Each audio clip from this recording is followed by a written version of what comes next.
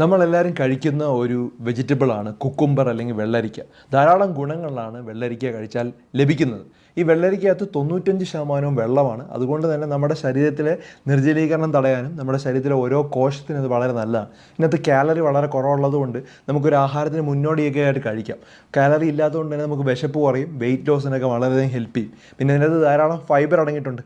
Fibre അടങ്ങിയിട്ടുള്ളത് കൊണ്ട് തന്നെ നമുക്ക് മലബന്ധം തടയാനായിട്ട് ഹെൽപ്പ് ചെയ്യും.